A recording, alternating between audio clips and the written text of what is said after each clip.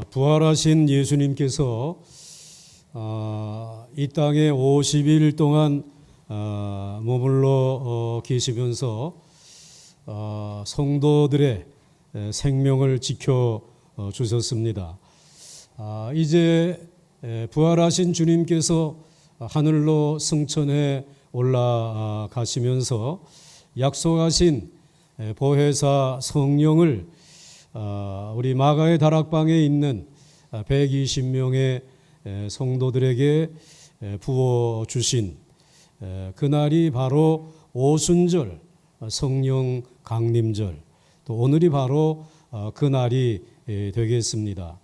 한국교회는 오늘을 한국교회 예배 회복의 날로 선포하고 전국 교회가 의미 있는 그러한 예배를 드리고 있습니다. 우리 교회는 이날 예배를 드리면서 이 땅 성령의 바람 불어와 함께 날아오르게 하소서라고 하는 표를 정하고 성령 강림절 예배를 드리게 되었습니다. 오늘 본문의 내용은 이스라엘 백성들이 바벨론의 포로로 잡혀가죠. 예루살렘 성전이 다 불타버리고 바벨론의 성전이 없는 곳에서 70년을 살게 됩니다.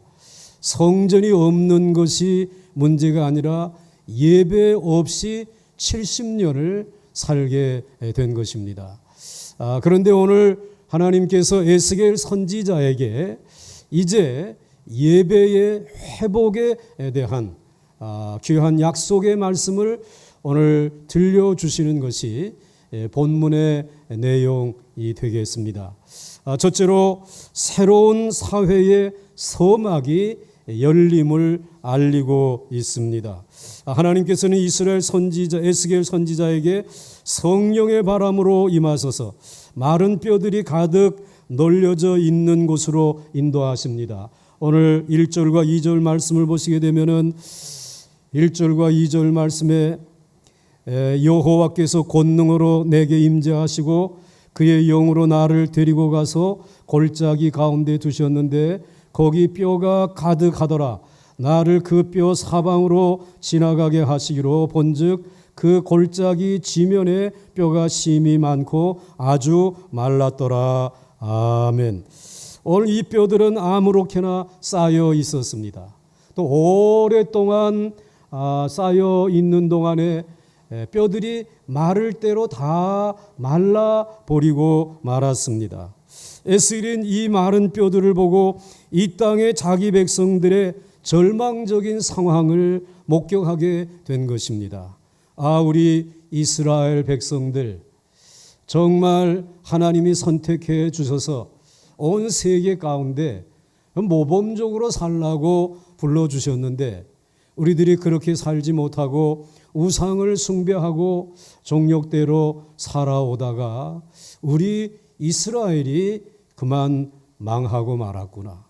망하는 정도가 아니라 이 마른 뼈들과 같이 정말 아무 쓸모없는 그러한 존재로 오늘 바뀌어진 것을, 그 절망이 찾아온 것을 그 뼈들을 보면서 확인할 수가 있었습니다.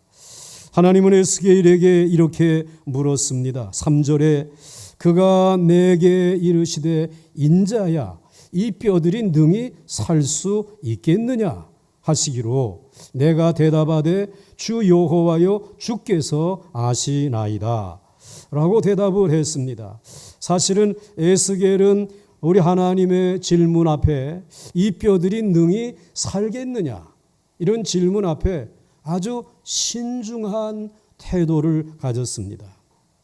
피상적으로 낙관하지 않았습니다.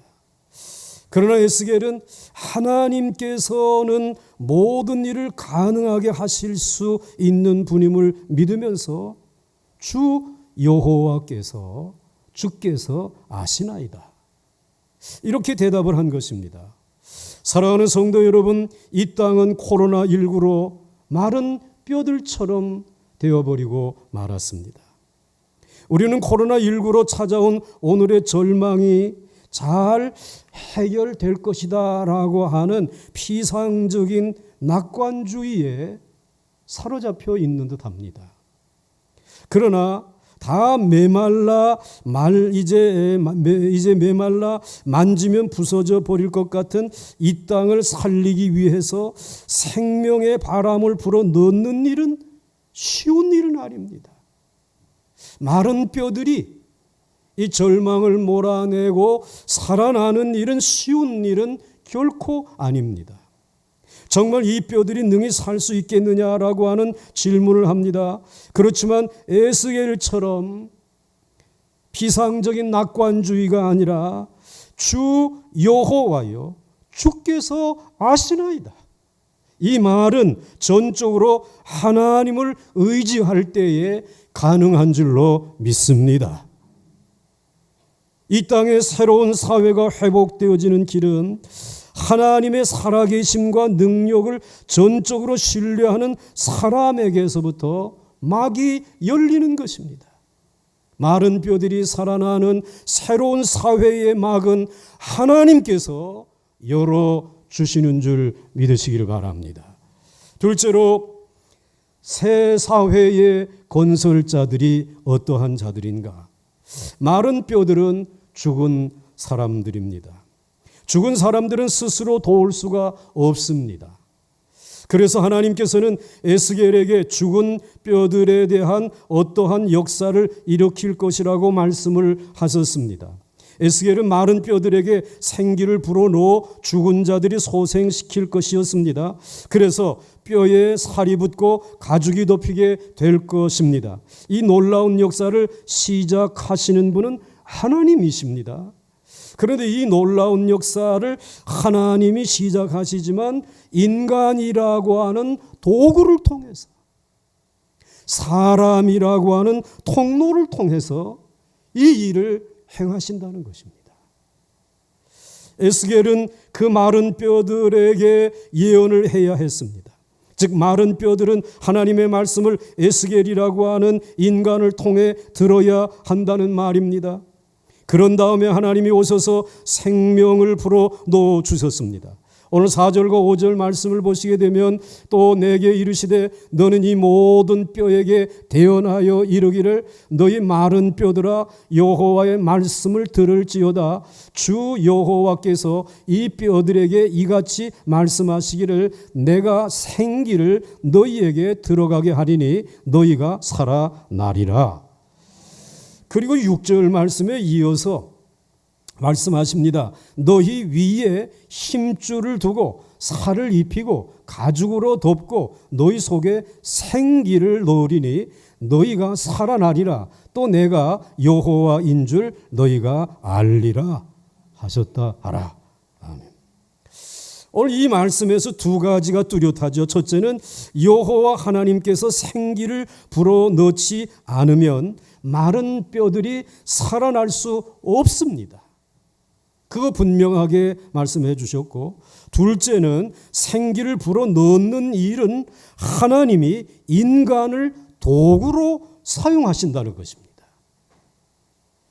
사랑하는 성도 여러분, 새로운 사람으로 살리는 일은 먼저 하나님의 주도적인 하나님의 주도권을 갖고 시작하신다는 사실입니다. 사역의 주도권은 언제나 하나님에게 있는 줄 믿으시기 바랍니다.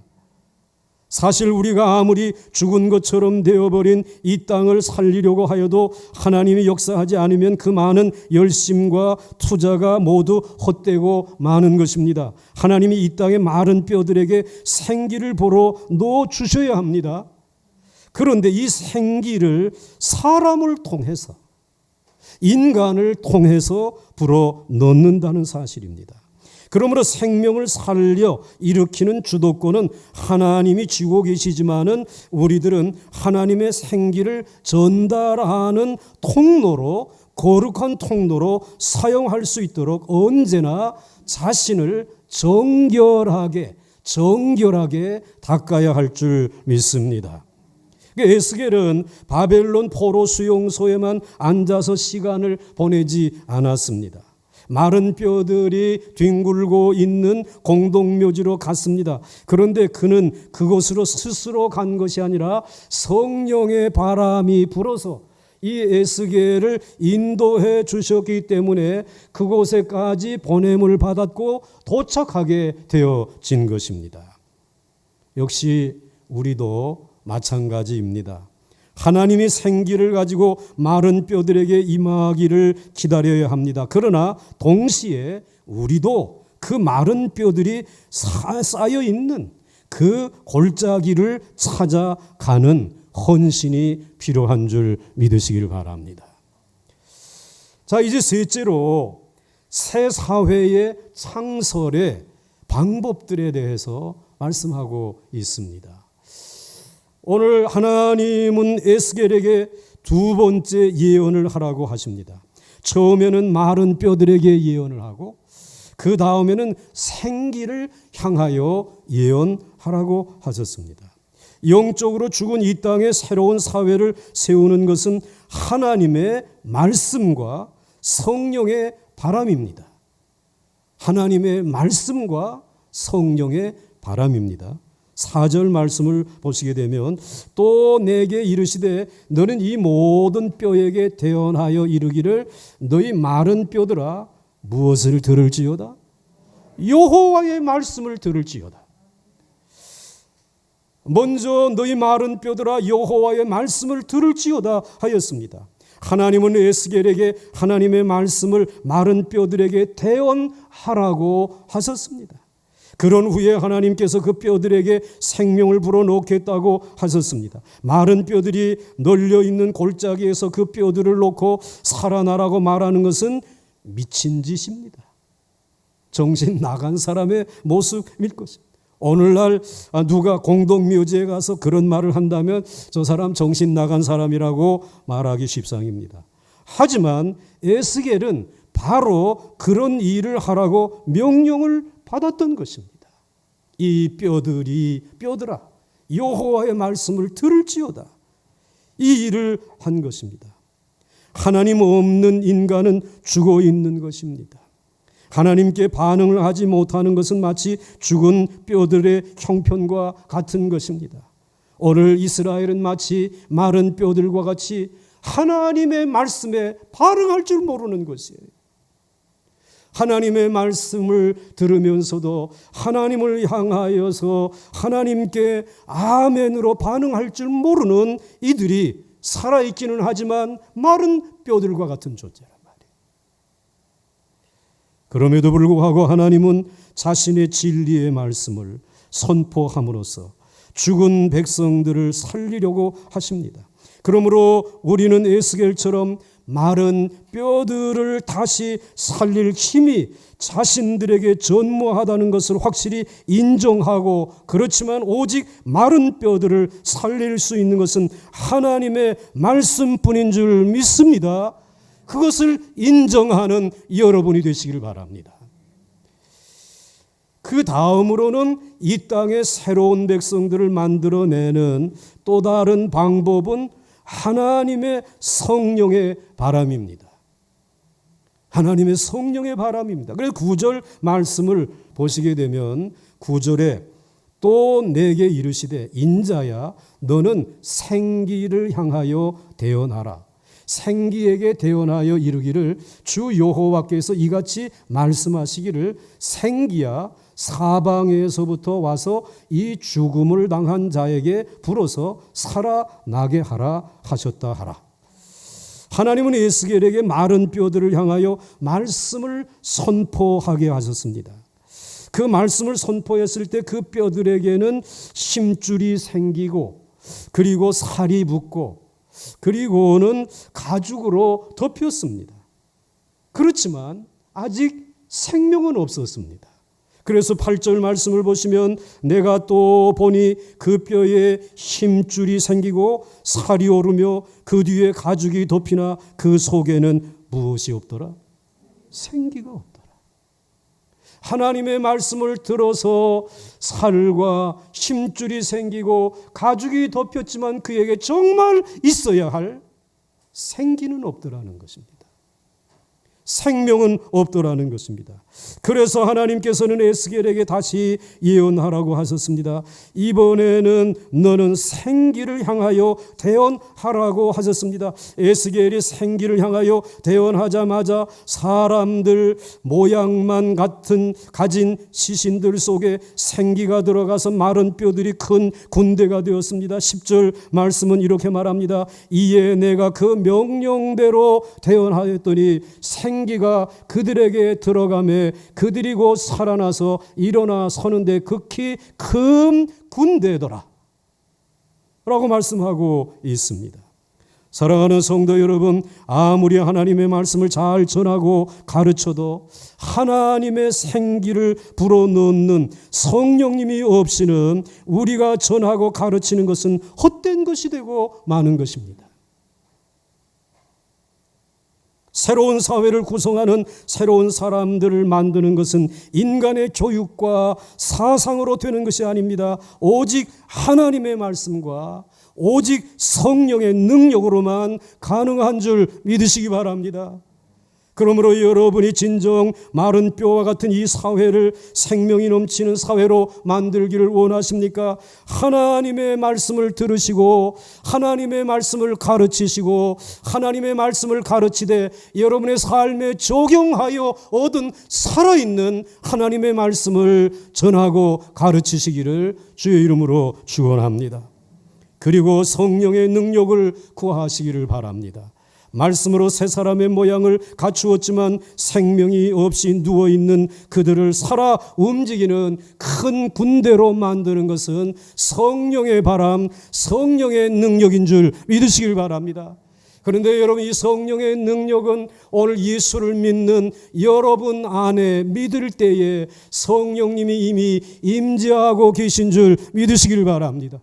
그래서 여러분 이미 성령이 여러분 안에 계십니다. 이제 하나님의 말씀을 들을 때에 마음이 뜨거워지죠. 뜨거워진 마음을 가지고 여러분 안에 있는 성령의 바람에 인도함을 받아 이제 마른 뼈처럼 되어져 버린 이 땅에 있는 이들에게 하나님의 말씀으로 성령의 충만함을 받으라고 선포하시기를 바랍니다. 성령의 바람이 그들에게 임하게 되어질 때에 이 마른 뼈들이 살아날 뿐만 아니라 가죽에 덮여있는 힘줄과 살들이 이제는 두둑두둑 소리를 내면서 살아나서 일어나서 움직이는, 그래서 그도 또 다른 말씀을 전하며 하나님을 예배하는 진정한 성령 충만한 사람이 되어지는 줄 믿으시길 바랍니다.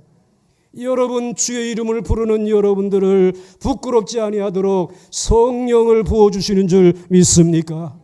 성령의 충만함을 구할 수 있기를 주의 이름으로 축원합니다.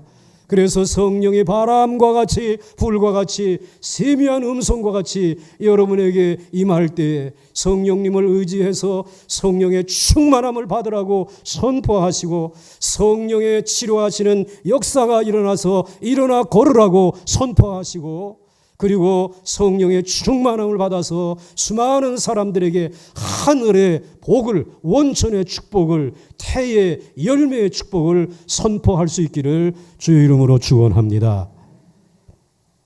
이렇게 마른 뼈들을 일으켜서 새로운 사회를 만드는 방법은 두 가지입니다. 하나님의 말씀과 성령의 바람인 것입니다. 이제 네 번째로 새 사회를 저해하는 그러한 비관주의가 있습니다. 아마 말씀과 성령의 사람이 되어 마른 뼈들을 살리라고 하는 말씀을 들으며 저와 여러분의 마음속에 갈등이 생겼을 것입니다.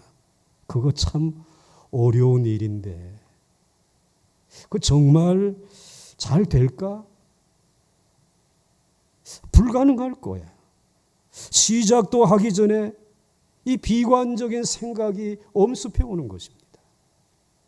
이런 비관적인 태도가 지금 바벨론에 살고 있었던 이스라엘 백성들, 당시의 이스라엘 족속들의 생각이었습니다. 사실 그들이 예루살렘에 70여 년 전에 살 때는 성전이 있고 하나님 앞에 예배를 드리고 또 하나님의 종들이 말씀을 들려주니까 이 예루살렘은, 이 이스라엘은 하나님이 지켜주실 거야. 하나님이 책임져 주실 거야. 그들은 이런 막연한 낙관주의에 사로잡혀 있었습니다. 막연하게 잘 될 거야. 낙관적인 견해를 가지고 살았는데 예루살렘 성은 무너졌고 성전은 불타버렸고 남자들은 전쟁을 하다 많이 죽었고 여성들은 겁토를 당하고 수많은 재산은 빼앗기고 그리고 남은 백성들은 바벨론으로 포로로 잡혀갔습니다. 어줍지 않은 이 낙관주의, 이것이 그들을 그렇게 만들어버린 거예요. 그런데 오늘 이제 이 마른 뼈들처럼 되어진 이스라엘이라고 하는 사회가 큰 근대가 되어질 것이라고 이야기를 하는데 이번에는 비관적인 생각이 마음에 찾아온 거예요. 우리가 예루살렘에 있을 때도 그렇게 망하고 포로로 잡혀왔는데 여기 포로 중에 있는 우리가 어떻게 큰 군대가 될 수 있단 말인가? 이 부정적인 생각이 저들을 사로잡게 되어진 것입니다. 이 비관주의를 쏟아내는 목소리들이 이스라엘 백성들에게 얼마나 많이 들렸는지 몰라요. 그래서 11절 말씀을 보시게 되면 또 내게 이르시되 인자야 이 뼈들은 이스라엘 온 족속이라 그들이 이르기를 우리 뼈들이 말랐고 우리 소망이 없어졌으니 우리는 다 멸절되었다 하느니라. 세 가지 비관적인 그러한 이야기들을 하죠. 우리의 뼈들이 어떻게 됐다고요? 말라버렸다. 우리의 소망이 어떻게 되었다? 없어져 버렸다. 우리는 다 어떻게 되었다? 멸절되었다. 철저하게 비관론자가 되고 만 거예요. 여러분, 이스라엘은 예루살렘에 살아있는 동안에는 이 성은 절대로 무너지지 않는다라고 하는 그릇된 낙관주의에 사로잡혀 있었습니다. 다 잘 될 거라고 하는 막연한 믿음이 있었습니다. 그러나 이번에는 철저한 비관주의, 절망주의에 빠졌습니다. 이제 우리는 망한다, 안 된다, 우리는 이미 늦었다, 소망이 없다라고 생각했습니다. 그러나 에스겔은 비관주의의 수렁에 깊이 빠진 이 백성들에게 희망의 메시지를 전했습니다. 12절과 13절 말씀을 보시게 되면 그러므로 너는 태어나여 그들에게 이르기를 주 여호와께서 이같이 말씀하시기를 내 백성들아 내가 너희 무덤을 열고 너희로 거기에서 나오게 하고 이스라엘 땅으로 들어가게 하리라. 내 백성들아 내가 너희 무덤을 열고 너희로 거기에서 나오게 한즉 너희는 내가 여호와인 줄을 알리라. 무덤에서 꺼내시겠다라는 거예요. 그 골짜기의 마른 뼈들, 이제는 부스러질 수밖에 없는 그들을 하나님께서 다시 이제는 생기를 불어넣어서 큰 군대로 살아나게 하소서. 예루살렘으로 돌아오게 하고 성전을 회복하게 하고 하나님 앞에 드리는 예배가 회복되어지도록 하겠다. 모두 회복시키겠다고 하는 그런 말입니다. 하나님이 자신의 영을 부어 너희를 살릴 것이라고 말씀하면서 하나님이 모두 이루어 줄 것이라고 격려하였습니다. 사랑하는 성도 여러분, 오늘날 교회는 마른 뼈와 같은 것을 느낍니다. 과연 살아날 수 있을까? 또 여러분 한 사람 한 사람, 또 여러분의 가정, 여러분이 지금 경영하는 그런 사업과 일터가 마른 뼈처럼 되어져 가고 있습니다. 과연 다시 회복되어질 수 있을까? 살아날 수 있을까? 그런 생각을 가지고 있는 분들이 많죠. 비관주의에 빠져 있는 분들이 있어요. 오늘 거기에 빠져 있는 분들이 오늘 들어야 될 말씀입니다. 그러나 우리는 하나님이 자신의 목적을 이루실 것을 믿습니다. 주께서 이루실 줄로 믿습니다. 하나님의 말씀과 그분의 성령의 능력으로 이 마른 뼈들에게 생기를 주고 일으켜 세우실 줄 믿습니다. 무덤을 여는 부활의 능력으로 가능하게 하실 것입니다. 그렇기 때문에 여러분, 오늘 성령 강림절은 무덤 문을 여시고 부활하신 우리 주님이 찾아오신 50번째 날이기도 하고, 50번째 날인 부활하신 주님이 하늘로 승천해 올라가시면서 대신 약속한 보혜사 성령을 부어주시는 성령 강림절이기도 합니다. 그러므로 여러분, 성령의 능력이 여러분에게 임할 때에 여러분 동전의 한 면에는 부활하신 예수 그리스도의 생명의 능력이 함께 하시고, 그리고 우리들의 힘으로 할 수 없는 성령의 바람이 동전 한 면에서 역사하고 계시는 줄 믿으시길 바랍니다. 성령의 바람은 공간을 초월하고 국경을 초월하고, 그리고 여러분 담을 초월해서 여러분들이 어떤 비관주의에 낙심되어 여러분들이 골방에 있다라고 할지라도 그것까지 찾아가셔서 하나님의 말씀을 들려주시고, 그리고 성령의 바람이 여러분을 일으켜 세우셔서 어두운 무덤에서 여러분들을 끄집어내시는 놀라운 능력이 있는 줄 믿으시길 바랍니다. 이제 마지막으로 새 사회와 새 생활에 대해서 이 에스겔서 37장 마지막 부분은 말씀하고 있습니다. 첫째로 이루어지는 결과는 새로운 연합이 이루어집니다. 새로 함께하는 모습이 이루어집니다. 19절 말씀을 보시면, 너는 곧 이르기를 주 여호와께서 이같이 말씀하시기를, 내가 에브라임의 손에 있는 바 요셉과 그 짝 이스라엘 지파들의 막대기를 가져다가 유다의 막대기에 붙여서 한 막대기가 되게 한즉 내 손에서 하나가 되리라 하셨다 하고, 무슨 말씀입니까? 에브라임이라고 하는 북이스라엘, 그리고 유다라고 하는 남이스라엘, 서로 막대기가 나뉘어져 있었습니다. 그런데 여러분, 하나님의 말씀에 임하고 그리고 성령의 바람이 불게 되어지게 되면 이제 이 이스라엘은 온전히 하나가 될 수 있도록 막대기와 막대기가 연합되어지는데, 유다라고 하는 막대기, 유다의 후손에서 예수 그리스도께서 오시지 않습니까? 예수 그리스도께서 오시는 그 막대기에 에브라임이라고 하는 우상 숭배하던 이 이스라엘도 하나가 되어져서 함께 세계를 섬기는 놀라운 새로운 사회가 이루어진단 말이에요. 이 세상에서 가장 귀한 일이 함께하는 일이지만 제일 어려운 일이 함께하는 일입니다. 가족과도, 피를 나눈 가족과도 함께하기가 어렵습니다. 그런데 여러분, 하나님의 말씀이 임하고 성령의 바람이 불어오게 되면 여러분들 이렇게 이 모든 막대기들이 연합하여 하나가 되고 함께하는 역사가 일어나게 되는 줄 믿으시기 바랍니다. 이것이 새로운 사회의 모습이고, 그 새로운 사회에서 함께 생활하는 새로운 생활의 모습이라는 것입니다. 성령의 바람이 불어서 오늘 여러분들이 이 세상에서 함께 생활하는, 함께 하나가 되어지는 새로운 삶의 생활의 출발이 이루어지기를 주의 이름으로 축원합니다. 축원합니다. 그 다음에 두 번째로 나타나는 일은 이제는 새로운 예배의 회복, 정결한 예배의 회복이 이루어진다라고 말하고 있습니다. 23절 말씀을 보시게 되면 23절에 그들이 그 우상들과 가증한 물건과 그 모든 죄악으로 더 이상 자신들을 더럽히지 아니하리라. 내가 그들을 그 범죄한 모든 초소에서 구원하여 정결하게 한즉 그들은 내 백성이 되고 나는 그들의 하나님이 되리라. 할렐루야. 무슨 말씀인가 하고 하게 되면, 지금 이스라엘 백성들 남북으로 나누어졌던 이들이 우상 숭배하면서 정결함을 다 잊어버렸어요. 우상 숭배는 곧 탐심입니다.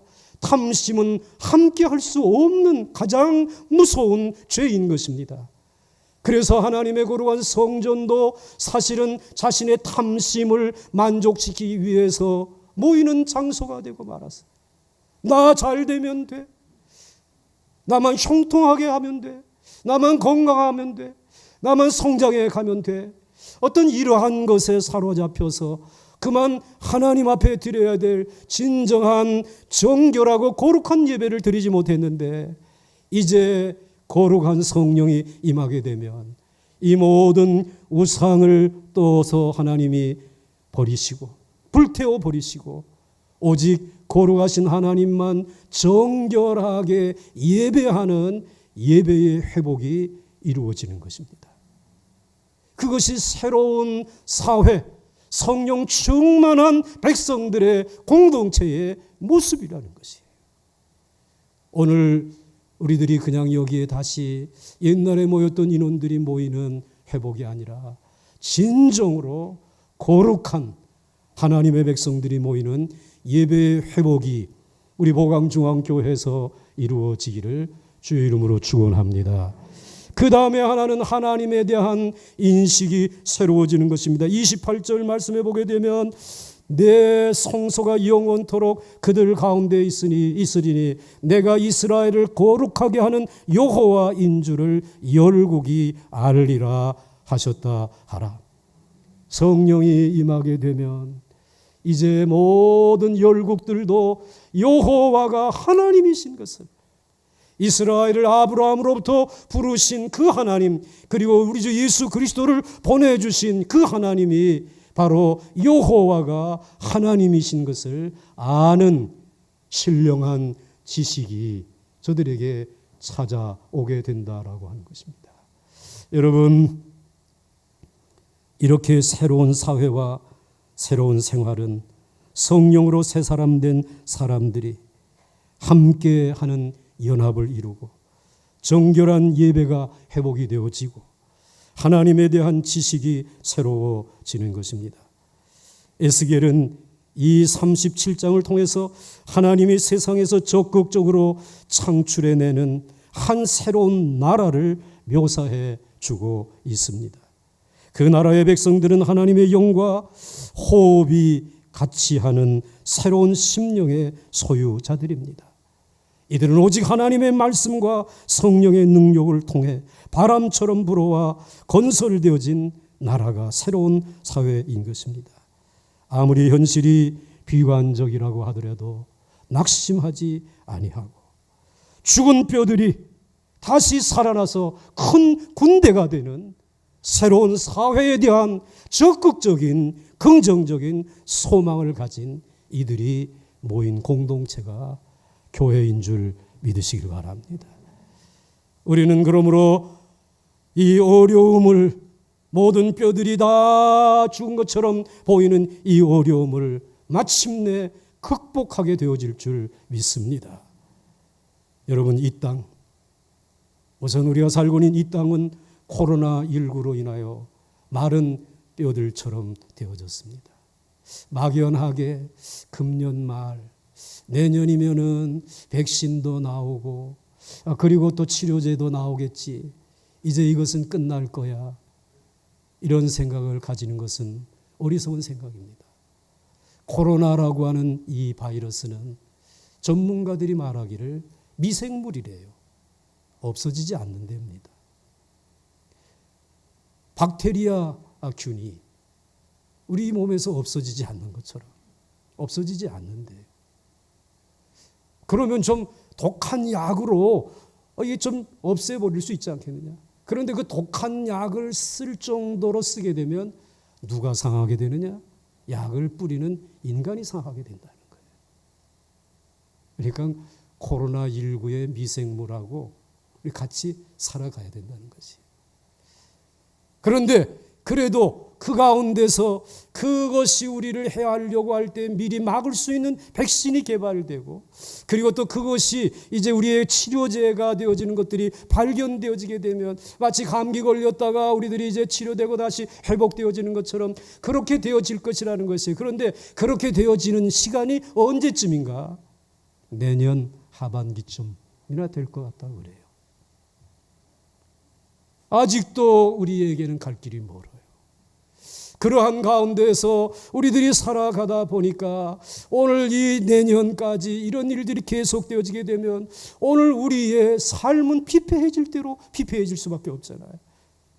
온 나라가 다 걸어 잠그고 이제 서로 간에 유통을 못하는 가운데 있다 보니까는 지금까지는 지난해까지 뭐 이렇게 오다 해서 가져온 것들을 그다음에 수출하고 뭐 해서 꾸려갔는데 이제 이것을 걸어 막은 그 다음부터는 우리에게 수입 뭐 이거 뭐 요청하는 것도 없고 수출도 못하고 이거로 먹고 사는 우리들이 어떻게 살겠느냐 말이죠. 경제는 더 어려워질 것이다 말이야. 적어도 내년까지 그럴 것이다. 자, 그러면 오늘 이와 같은 상황 속에 이 땅은 코로나 바이러스가 또 경제는 어렵고 그리고 자꾸 사회는 우리가 생각하지 못했던 이제는 이 4차 산업혁명의 시대로 자꾸 바뀌어져 가고 있어요. 자꾸 4차 그러는데 이게 도대체 뭐냐 말이야. 한마디로 말하게 되면 자동차, 전기 자동차 그로 교체가 되어지게 되면은 그 전기차에 이제 인공지능이 입혀지게 되면은 우리가 뭐 운전할 것도 없이 지가 알아서 다 갈 때까지 가고 그러니까 엔진 뭐 자동차에 4만 개 정도의 부품이 절반 정도밖에 필요치 않대요. 그럼 절반 정도의 부품을 생산하던 공장들은 다 문 닫아야 되잖아요. 실업자들이 되잖아요. 대량 실업자들이 찾아오는 시대가 지금 밀려오고 있다. 여러분, 이러한 세대 속에 우리들이 낙관할 수 없는 현실이지만 그러나 하나님 우리에게 방법이 있다라는 것이에요. 이제 이 어려운 이 코로나의 강을 함께 건너라. 혼자 건너려고 하지 말고 함께 건너라. 함께 서로 도우면서 건너란 말이야.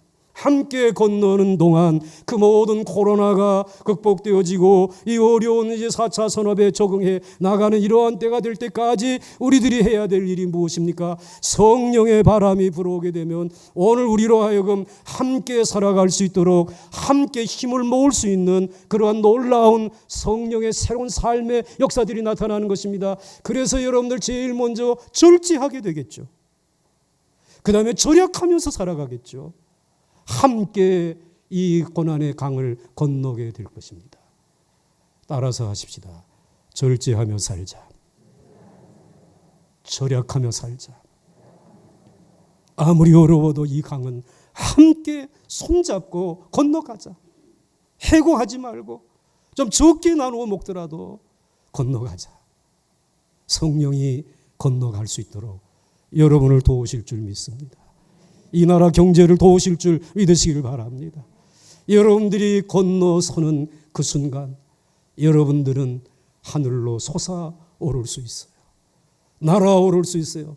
제일 먼저 이 민족이 건너게 될 줄 믿으시기 바랍니다. 선두에 서게 될 줄 믿으시길 바랍니다. 제사장 나라가 되어질 것입니다.